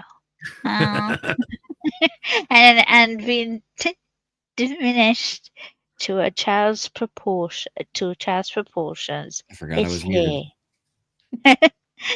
You I say was cracking jokes and everything. its hair, which hung around its neck and down its back, was white, as if with age, and yet the face had not a wrinkle in it. Oh, gosh. I'd love her. And the tenderest bloom was on the skin. The arms were very long and muscular. The hands the same. What am I feeling here? The hands the same, as if it were of uncommon strength. Its legs and feet, most delicately formed, were like those upper members bare. It, Yeah, members bare. you know what I mean? It wore a tunic of the purest white, and round its waist was a bound, a lustrous belt, the sheen of which was beautiful. It held a branch of fresh green holly in its hand, and in a singular contradiction of that wintry emblem, had its dress trimmed with summer flowers. But the strangest thing about it was that from the crown of its head there sprang a bright clear jet of light, by which all was visible, and which was doubtless the occasion of using, in its duller moments, a great extinguisher for a cap, which is now held under its armpits. No, I just said pits. I don't know why. Even this, though, when Scrooge looked at it, with increasing steadiness, was not its strangest quality, for as its belt sparkled and glittered, now in one part and now in another, and what was light one instant at another time was dark, so the figure itself fluctuated in its distinctness, being now a thing with one arm, now with sounds like me. It might be one hour thing with one arm, now with one leg, yeah. Now with 20 legs, yeah, probably future. Now a pair of legs with a head, now a head without a body, of which dissolving parts no outline would be visible in the dense gloom wherein they melted away, and in this very wonder of this, it would be itself again, distinct and clear as ever. Go ahead, Volstorm. Hold on. Caught him eating. Caught me eating. Damn. I I thought you were reading Scrooge anyway. Yeah. No, we'll let you do the Alex Jones Scrooge. You do that really well. Are you there, spirit, sir? Whose coming was foretold to me? Come on, Elmo. You got it. Go ahead. Elmo. Oh, am I supposed to? What am I Yeah, supposed- Yeah. you're reading the ghost. You're the ghost, yeah. Oh, I'm the ghost of Christmas past. Yes. That's okay. okay. The Sorry. voice was soft and gentle, singularly low, as if instead of being so close behind Oh, him, shit, I really it brought my were line. at a distance. Who and what are you? And are you from the Illuminati? Not the Illuminati, but, Ghost of Christmas past, probably, that kind of stuff. Like Like long past? Like, past the statute of limitations? No, you're past. Perhaps Scrooge could not have told anybody why if anybody could have asked him. But he had a special desire to see the spirit in his cap and begged him to be covered. Cover that thing up! What? Exclaimed the ghost. Would you so soon put out her with old worldly hands and let her give? It's not enough that you're one of those whose passions made this cap and forced me to go through the whole transit years wear it low upon my brow. Scrooge reverently disclaimed all intention to offered or any knowledge of having willfully bonneted the spirit at any period in his life. He then made a bold to inquire what business brought him here. There we go. Your welfare. Scrooge expressed himself much obliged, but he could not help thinking that a night of unbroken rest would have been more conducive to that end. The spirit must have heard him thinking, for it said immediately, Your reclamation then. Take heed. Demon elbow! it put out its strong hand as it spoke and clasped him gently by the arm. Rise, walk with me. I'm not going anywhere with you.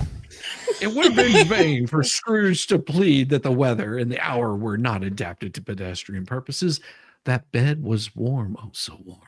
The thermometer a long way below freezing, that he was clad but lightly in his slippers, dressing gown, and nightcap, and that he had a cold upon him at the time. The grasp, though gentle as a woman's hand, was not to be resisted. So he rose, but finding that the spirit made towards the window, clasped his robe in supplication. What are you doing? I'm mortal, and I'm probably gonna fall. Be able to touch of my hand there, said the spirit, laying upon his heart. and you shall be upheld in more than this. As the words were spoken, they passed through the wall and stood upon an open country road, with fields on either hand.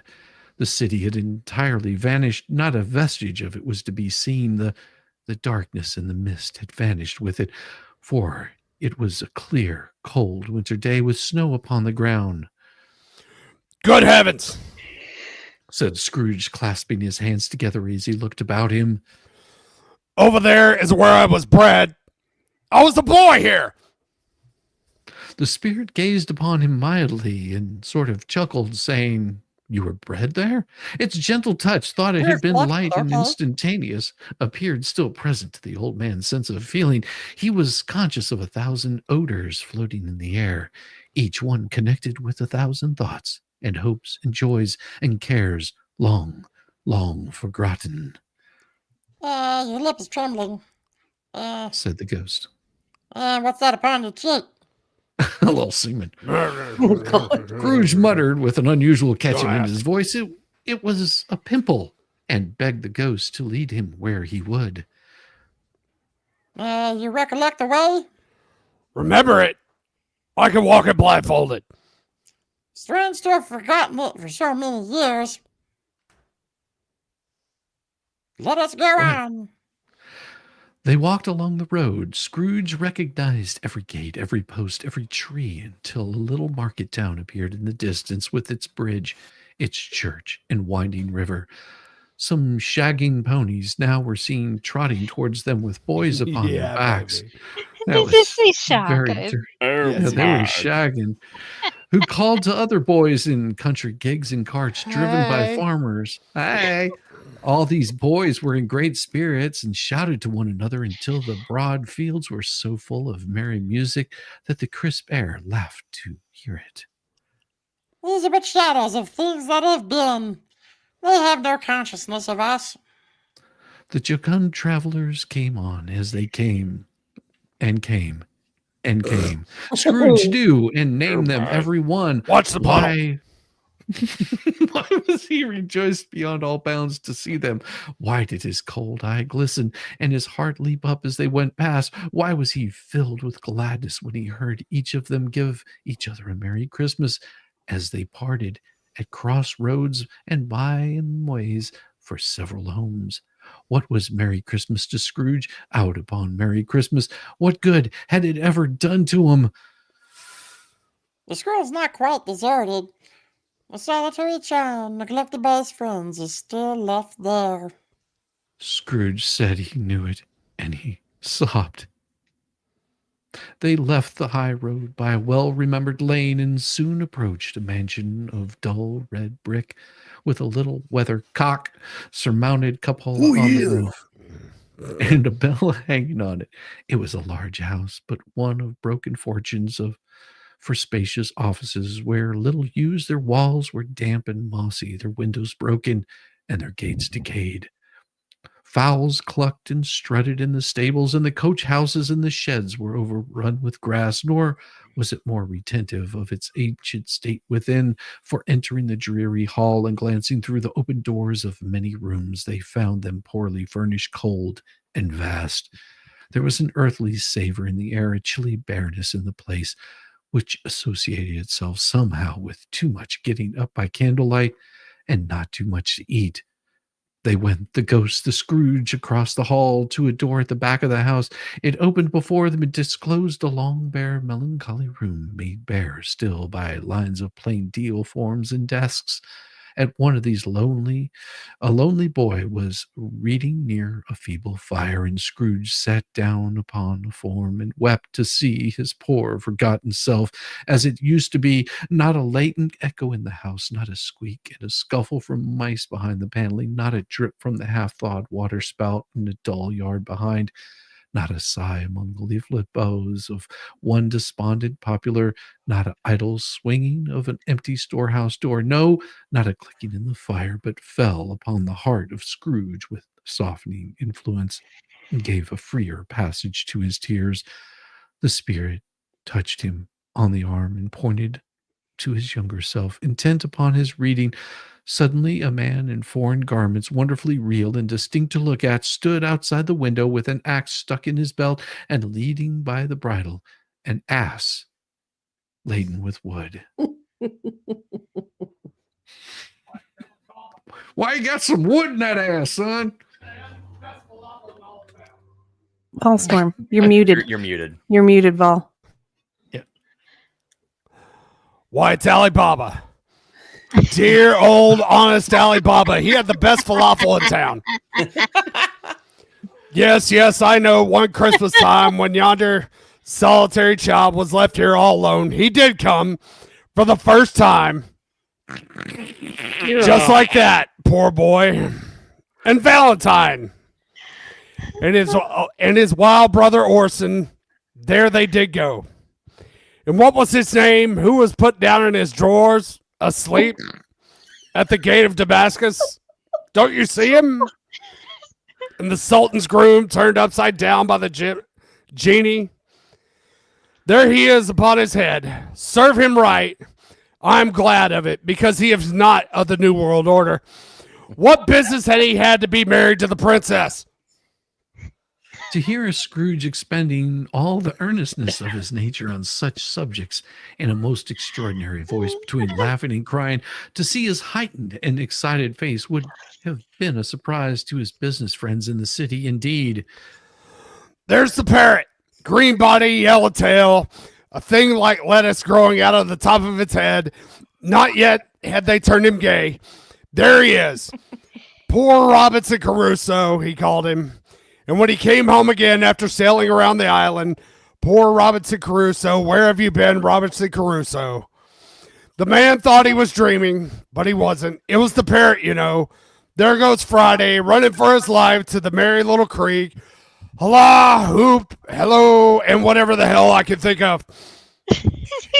Then, with a rapidity of transition very foreign to his usual character, he said, in a pity of his former self, poor boy. It's before the world got to him. I wish. Scrooge muttered, putting his hand in his pocket and looking about him after drying his eyes with his cuff. But it's too late now. What's the matter? Nothing. Nothing. There was a boy singing a Christmas carol at my door last night. I should like to have given him something, that's all. The ghost smiled thoughtfully and waved his hand, saying as it did so, Okay, let's go see another Christmas. Scrooge's former Wow, self grew larger. enthusiastic, Elmo. Yeah, I've got like 5 of these to do before daybreak, so if we can hurry it along. You're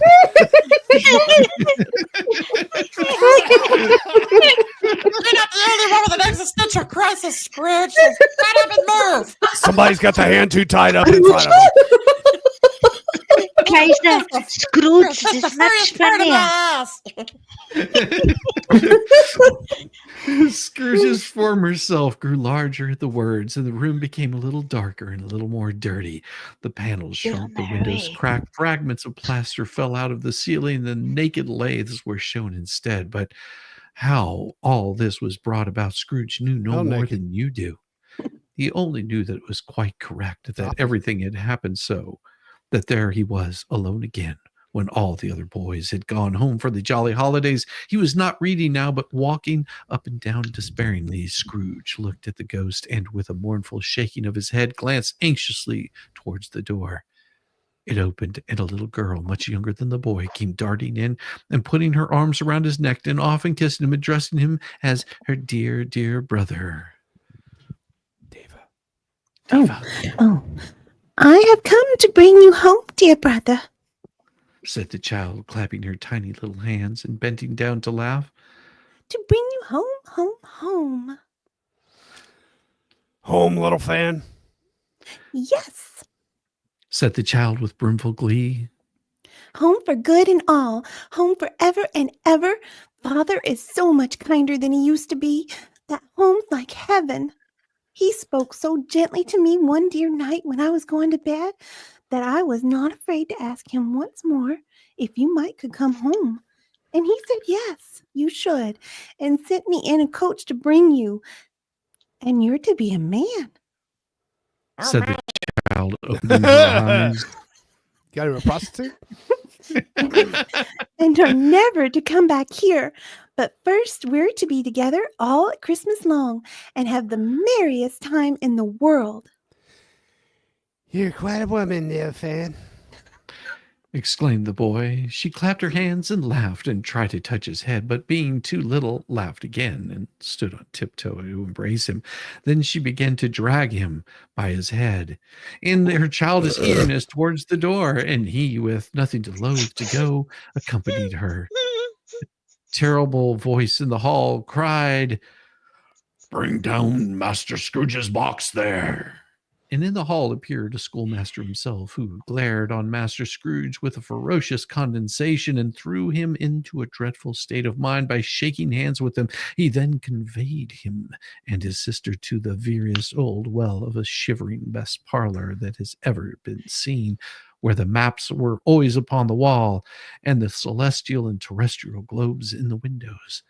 Where, waxy with cold, here he produced a decanter of curiously light wine and a block of curiously heavy cake, and administer installments of those dainties to the young people at the same time, sending out a meager servant to offer a glass of something to the postboy, who answered that he thanked the gentleman, but as it was the same taffy he had tasted before, he had rather not.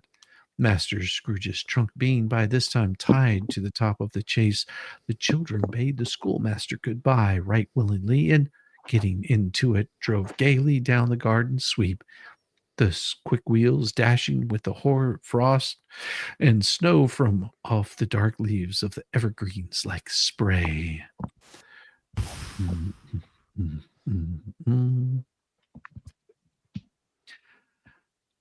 Oh, that's you there, Elmo. Okay. I just imagine like the Elmo is the ghost of Christmas past, just standing in the corner watching all this, smoking a pack of Reds, just like Yes, yes. Exactly. Exactly. Let's get this shit going. I was a delicate creature whom her breath might have withered, but she had a large heart, and that's why she died. So she had. You're right. I will not gainsay it, Spirit. God forbid. She died a woman. And as I think children. One child. True. Your nephew. Scrooge seemed uneasy in his mind and answered briefly. Yes. Although they had but that moment left at the school behind them, they were now in the busy thoroughfares of a city where shadowy passengers passed, repassed, where shadowy carts, coaches battled for the way, and all the strife and tumult of a real city where it was made plain enough by the dressing of the shops that here, too, it was Christmas time again. But it was evening and the streets were lighted up. The ghost stopped at a certain warehouse door and asked Scrooge if he knew it. Know it? Well, that's where I learned about the Illuminati. They went in at the sight of an old gentleman in a Welsh wig, sitting behind such a high desk that if he had been 2 inches taller, he must have knocked his head against the ceiling. Scrooge cried in great excitement. Why, it's old Fezziwig. Bless his heart. It's Fezziwig, alive again, before the government got him. Old Fezziwig laid down his pen and looked up at the clock, which pointed to the hour of 7. He rubbed his hands, adjusted his capacious waistcoat, laughed all over himself. Don't laugh all over yourself, dude. From his shoes to his organ of benevolence. Oh, is that what we call it now? Wow. Okay. Well, organ of benevolence. The organ of benevolence. I shall name it organ of benevolence.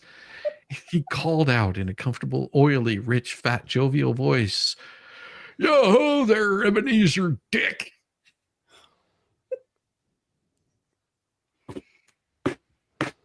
Scrooge's former self, now grown a young man, came briskly in, accompanied by his fellow apprentice.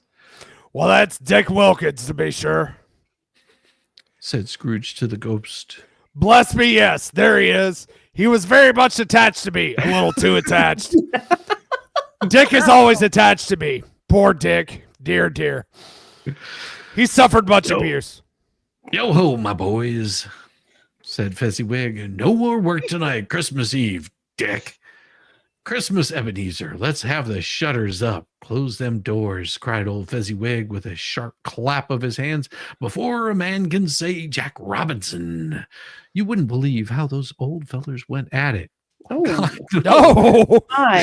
Shut up the shutters and they went at it. They charged into the street with the shutters. 1, 2, 3, and had them all up in their places. 4, 5, 6, barred them, pinned them. 7, 8, 9. They came back before you could have gotten to 12, panting like cockroaches, racehorses.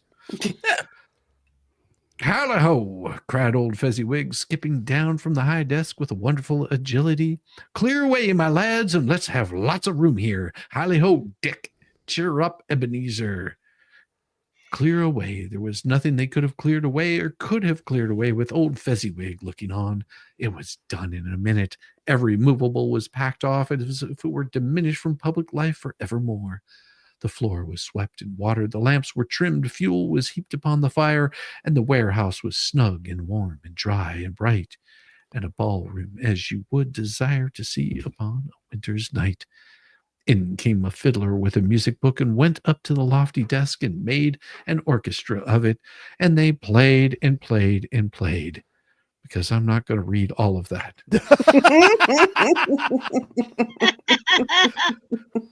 There were dances, forfeits, more dances. They had fun. And if they drank a lot. Fun, they drank a lot. They partied. And then we get down here to what the ghost says after they had a blast after playing with Dick. What's more? Elderly Dick.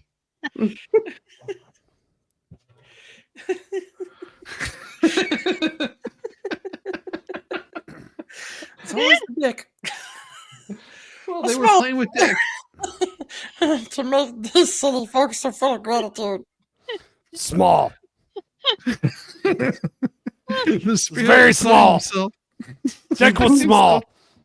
To listen to apprentices who were pouring out their hearts and praising the Fezziwig, and when they had done so, said, "That's you there." I know. Foster. Okay. Oh, it's me? Oh, okay. Yeah. Why is it not? He spent but a few pounds of your mortal money, 3 or 4 perhaps, Is that so much that he deserves this praise? No, I think that was Elmo. That was Elmo. Yeah. Oh, sorry. So, Why is it not? He spent but a few pounds a year more than money.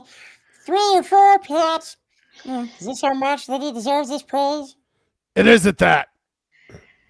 Said Scrooge, heated by the remark and speaking unconsciously like his former, not latter self. It isn't that, you little red-haired brat. He has the power to render us happy or unhappy, to make our service light or burdensome, as pleasure or a toil. Say this lust power lives in words and looks, in things so slight and insignificant that it is impossible to add and count them up. What then? The happiness he gives is quite as great as if it cost a fortune. He felt the spirit's glance and stopped. What's the matter? Oh, nothing. Something, I think. No. Said Scrooge. No, I should like to be able to say a word or two to my clerk just now. That's all. His former self Mind your turned business. down the lamps and gave utterance to the wish. And Scrooge and the ghost again stood side by side at the open air, My time grows short.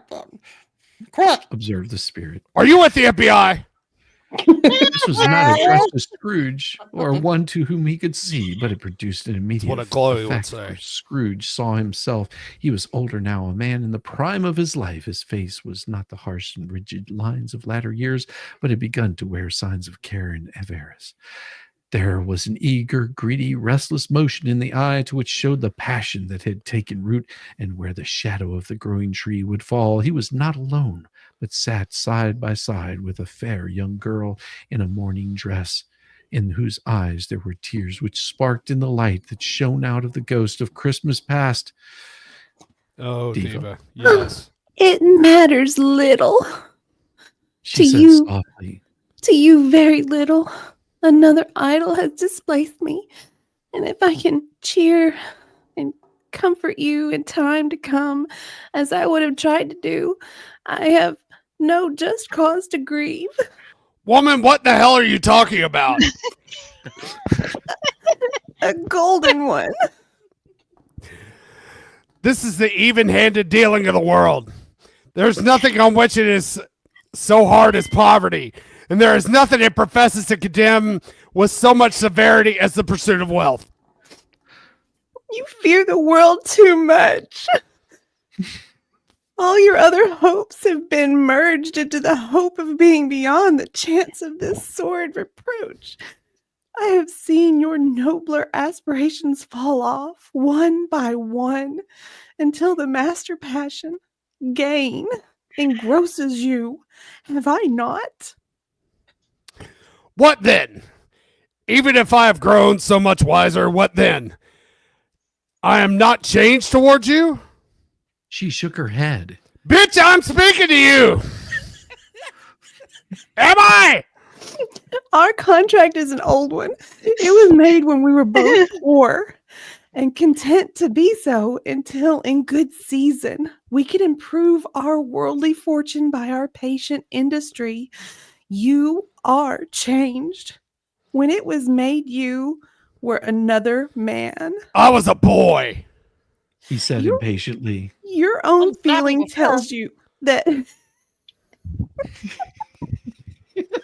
your own feeling tells you that you were not what you are. I am.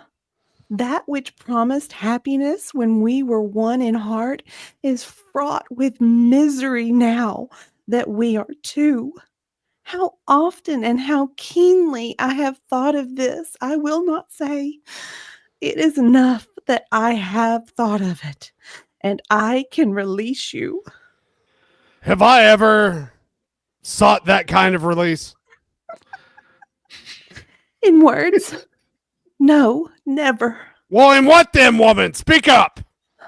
In a changed nature, in an altered spirit, in another atmosphere of life, another hope at its great end, in everything that made my love of any worth or value in your sight. If this had never been between us, Said the girl, looking mildly but with steadiness Tell me, would you seek me out and try to win me now? Oh, no. He seemed to yield to the injustice of this supposition in spite of himself, but he said with a struggle, You think not? I would gladly think otherwise if I could. Heaven knows, when I have learned a truth like this, I know how strong and irresistible it must be. But if you were free today, tomorrow, yesterday, can even I believe that you would choose a dowerless girl who in your very confidence with her, weigh everything by gain? Or choosing her, if for a moment you were false enough to your own guiding principle to do so? Do I not know that your repentance and regret would surely follow? I do, and I release you with a full heart for the love of him you once were. "Oh, To which Scrooge said, Your love give me such a thrill, but your loving don't pay my bills. I need money. Again, still That's imagine what Elmo I watching this, want. smoking a Yeah. Marlboro and drinking Yes. a lot." He was about to speak, but with her head turned from him, she resumed. You may. The very memory of what is past half makes me hope you will have pain in this, a very, very brief time, and you will dismiss the recollection of it gladly as an unprofitable dream from which it happened well that you awoke. May you be happy in the life that you have chosen. She left him, and they parted. Can we just go ahead and establish now that the whole problem with Scrooge was a woman? Yeah, It had nothing to That do with always anything happens. else. It was a it was woman. nothing. Let's just establish that now. Always a woman. Spirit, show me no more. Take me the home. Why do you delight in torturing me, you little sick creature? Suck it up, Buttercup. We got one more to go. No more. I do Alright, not wish to Scrooge. see it. Show me no more, little demon. But the relentless ghost pinioned him with both arms and forced him to observe what happened next. How are you so strong? Let's go. How are you so strong? Must be the marbles. I'm on the Here's clock. another Let's move. scene. They were running around, they were jumping, and then they got all straightened up, and here they were. But now knocking at the door was heard, and it ensued she with a laughing face and plundered dress, because she was just happy, and he was not happy anymore. Belle, said the husband, turning to his wife with a smile, I saw an old friend of yours this afternoon. That should be a Oh, who was it? guess. Oh, how can I? Tut, don't I know? She added with the same breath, laughing as he laughed. Oh, it was Mr. Scrooge. Mr. Scrooge it was. I passed his office window, and as it was not shut up, he had a candle inside. I could scarcely help seeing him. His partner lies upon the point of death, I hear. And there he sat alone, quite alone in the world, I do believe. Spirit, get me the hell out of here. I told you these are shadows of things that have been. That they, they are what they are, so don't blame me. Remove me. I cannot bear it, little demon. He turned upon the ghost, and seeing that it looked upon him with a face in which he, some strange way, there were fragments of all the face it had shown him, wrestled with it. Leave me. Take me back. Haunt me no longer. In the struggle, if that can be called a struggle, in which the ghost, with no visible resistance on its own part, was undisturbed by any effort of its adversary, Scrooge observed that its light was burning high and bright and dimly connected, that with its influence over him, he seized the extinguisher cap and by sudden action pressed it down upon his head. The spirit dropped Ow. beneath it, so the extinguisher covered its whole form.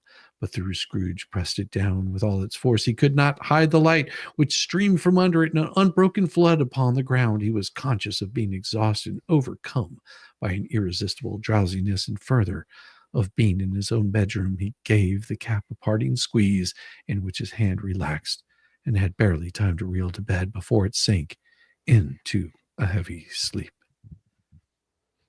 So should we end it here now, fellas? I think it's a Yeah. good time. Yeah. Yeah, it's a good time to stop. Oh my Yet I just gosh. took my meds. Oh, There excellent. you go. That's a good time That's all to you stop. need to know. Yep, that's That's perfect time to stop. That's perfect timing. Uh-oh. Shizzy left. Izzy, where did you go? Oh, I thought you said we were leaving. I'm sorry. He's He was left. looking for the end button and deleted himself. Yes, yes. It is. Well, this, as I told everybody, this might be the last time we get together for the rest of the year. Oh no, that's right. You're Shizzy's busy. going away. Just I'm come gonna be back busy. and then go away. So how long is your rehab? Well, I was thinking, you know, if I do enough drugs and alcohol tonight, that I might be able to shorten it, you know. Yeah. Because Yeah, I think you could. Well, it's Yeah. like Yeah. 30 days, 60 days, 90 days. I think you days, just do 60 2 days, weeks. 90 days. Let's see. Yeah. Let me look at my calendar. I could probably tell you. No, I couldn't tell you even if I looked at my calendar. Yeah, especially if you're getting committed. You know, Yeah. you might not Yeah. have any choice in how long you stay. Well, What what it- is is it that voluntary? time? How long I- do you I stay if think- it's voluntary? Voluntary. I think I well, will be back for New Year's. I should be back by then. So, Will they lay you So- out? well, yeah. I mean, you know, they can only do so much to me, you know, in a short period of time. You know, it's Voluntarily. the ETs, the bats, and stuff like that. You're constantly battling those off. No, I should be back for New Year's. So, I do have the 12 days of Christmas that are going on currently, and they just flow right through to Christmas Day. nice. So those are quite fun. I had a good time. I finished them all up today, which was, if you haven't seen them, go check them out. They're a blast. It gets worse before it gets better. Oh no. Of course it does. Oh dear. Yeah. I think I get more manic as the days go on. Oh well. You got to have an ambition. You know, you really do. Everybody has a goal. Slight ambition. Yeah. Well, what do Everyone what do you folks have going on, Guys.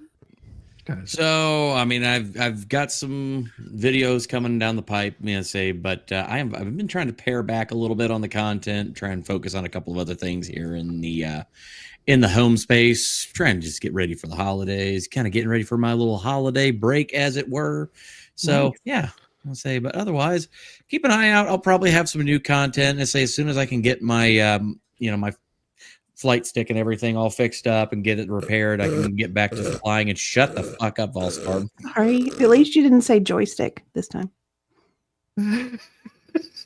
Sorry. I clearly am not in on this joke.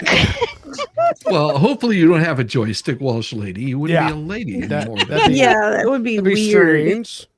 Not that I'm judging. Awkward. No judge. No judgment. No but judgment. Hey, no.